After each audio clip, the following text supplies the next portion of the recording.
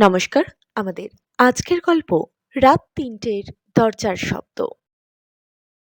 তুমি যদি গভীর রাতে পাহাড়ের একেবারে ধারে দাঁড়ানো একটা নির্জন হোমস্টেতে বসে থাকো, বাইরে ঝড় বৃষ্টি চলছে, হঠাৎ সেই বৃষ্টির শব্দের মাঝেই দরজায় টক টক শব্দ শোনা গেল। তুমি জিজ্ঞাসা করলে, কে? কিন্তু কোনো উত্তর নেই। ধীরে ধীরে দরজা খুললে দেখলে বাইরে কেউ নেই, শুধু অন্ধকার আর বৃষ্টি। তখন তুমি কি করবে? দরজা বন্ধ করে দেবে, নাকি আরেকটু সামনে গিয়ে দেখবে? সায়ন আর অর্ক সেই রাতে ঠিক এই ভুলটাই করেছিল। ওরা দরজা খুলেছিল, আর সেই মুহূর্তেই তারা বুঝতেও পারেনি যে তারা এমন কিছুকে ভেতরে ঢুকতে দিয়েছে যাকে বার করা সহজ না। সেই ট্রিপটা শুরু হয়েছিল খুব সাধারণভাবে।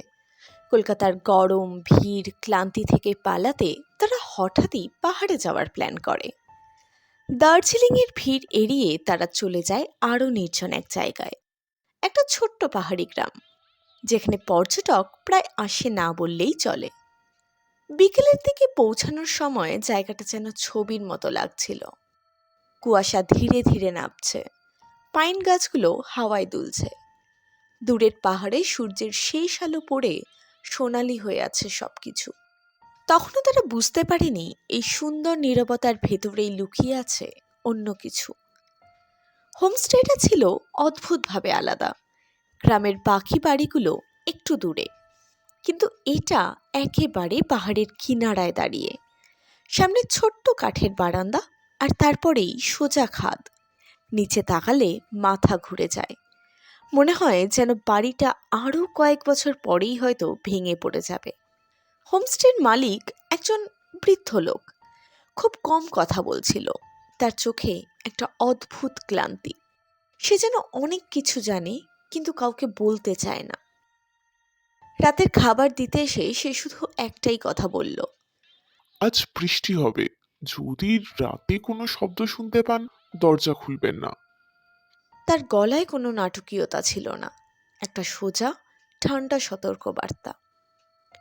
অর্ক হেসে বলল, কেউ আসবে নাকি এত রাতে? বৃদ্ধ তাকালো, কিন্তু কোনো উত্তর দিল না। ধীরে ধীরে চলে গেল। রাত নামতে বেশি সময় লাগলো না। পাহাড়ে অন্ধকার যেন হঠাৎ করেই নেমে আসে। কিছুক্ষণের মধ্যেই আকাশ কালো হয়ে গেল, আর শুরু হলো তুমুল বৃষ্টি। প্রথমে হালকা, তারপর ধীরে ধীরে যেন ঝড়ে পরিণত হলো। বাতাসে একটা কাঁচা গন্ধ, ভেজা মাটি, পাইন পাতার গন্ধ, আর তার সাথে মিশেছিল একটা অদ্ভুত ঠান্ডা, যেটা শরীরে না, ভেতরেও ঢুকে যাচ্ছিল। ঘরের ভেতরে আলো জ্বলছিল, কিন্তু জানলার বাইরে সবকিছু যেন গিলে নিচ্ছিল অন্ধকার। সায়ন বারান্দার দিকে তাকিয়েছিল, আর অর্ক ফোনে স্ক্রল করছিল। মাঝে মাঝে দুজনেই কথা বলছিল, কিন্তু কথাগুলো যেন ঠিক স্বাভাবিকভাবে এগোচ্ছিল না। কিছু একটা তাদের মনোযোগ বারবার সরিয়ে নিচ্ছিল। তারপর হঠাৎ সায়ন বলল, তুই কি শুনছিস? অর্ক মাথা তুলল। কি? বৃষ্টির মধ্যে একটা অন্য কোনো শব্দ? অর্ক কান পেতে শুনল। প্রথমে কিছুই বোঝা গেল না, তারপর সত্যিই যেন একটা কিছু শোনা গেল, খুব হালকা, যেন ভেজা মাটিতে কেউ ধীরে ধীরে হাঁটছে। হয়তো কোনো পশু। অর্ক বলল, কিন্তু তার গলায় নিশ্চিত কোনো ভাব ছিল না। হঠাৎ একটা বজ্রপাত, পুরো পাহাড় আলোয় ভেসে উঠল এক মুহূর্তের জন্য। আর সেই আলোতেই সায়ন দেখল নিচে খাদের ধারে একটা অবয়ব দাঁড়িয়ে, একটা মেয়ে, স্থির। তার চুল ভিজে মুখে লেগে আছে। সে নড়ছে না, শুধুই তাকিয়ে আছে সোজা তাদের হোমস্টের দিকে। আলো নিভে গেল, আবার অন্ধকার। তুই দেখলি? সায়নের গলা কেঁপে উঠল। অর্ক জানলার কাছে গিয়ে তাকালো। না, কিছু নেই। কিছুই নেই তো। সে বলল। কিন্তু সেই মুহূর্ত থেকেই ঘরের ভেতরের বাতাস বদলে গেল, যেন অদৃশ্যভাবে কেউ তাদের সাথে ঢুকে পড়েছে। কয়েক মিনিট পরেই দরজায় শব্দ। দুজনেই জমে গেল।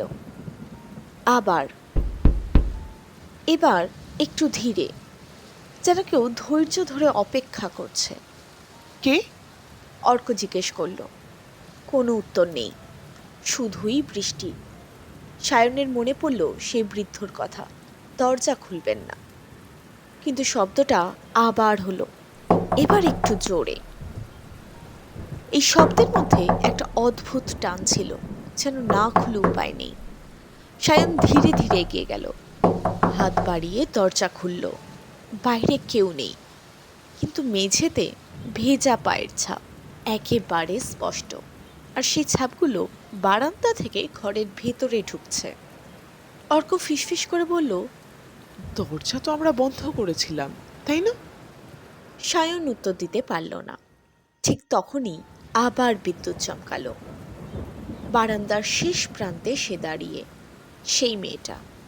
এইবারে তার মুখ দেখা যাচ্ছে, অস্বাভাবিক ফ্যাকাশে, চোখ দুটো গভীর, অন্ধকার, আর ঠোঁটে একটা অদ্ভুত হাসি, যেটা দেখে বোঝা যায় না সেটা খুশির না দুঃখের না অন্য কিছুর। আলো নিভে গেল, অন্ধকার, তারপর ধীরে ধীরে পায়ের শব্দ। এইবার ঘরের ভেতরে। অর্ক কাঁপা গলায় বলল, ও ও ও ভেতরে এসেছে। সায়ন জানলার দিকে তাকালো।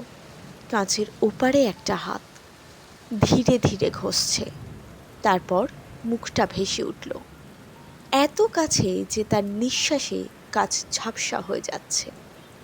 সে হাসছে, তারপর আবার কাছে ঠোকা। হঠাৎ আলো নিভে গেল, পুরো অন্ধকার।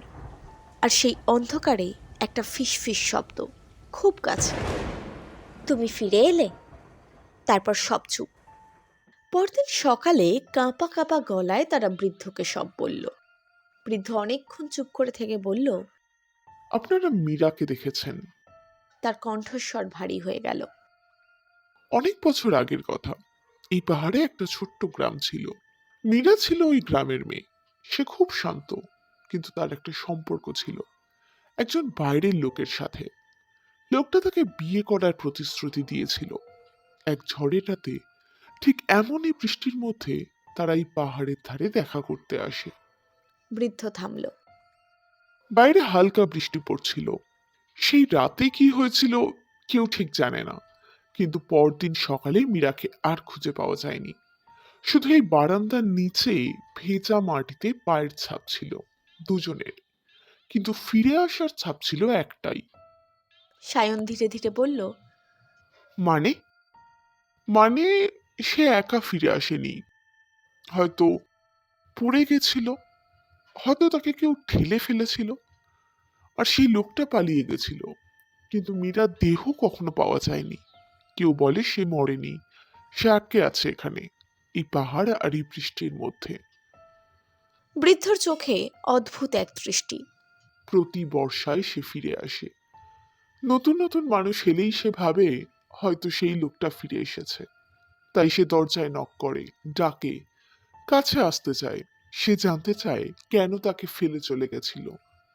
অর্ক ফিসফিস করে বলল, আর যদি কেউ দরজা খুলে দেয়?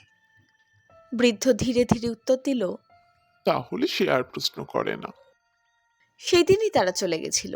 কিন্তু যাওয়ার সময় সায়নের একটা জিনিস খেয়াল হলো।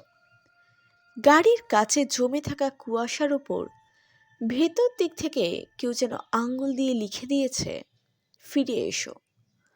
সায়ন জানে সে লেখেনি, আর অর্কও না। তাহলে কে? এই ছিল আমাদের আজকের গল্প। যদি আজকের গল্পটা আপনাদের ভালো লাগে তাহলে অবশ্যই ভিডিওটাকে লাইক করুন এবং চ্যানেলটাকে সাবস্ক্রাইব করুন।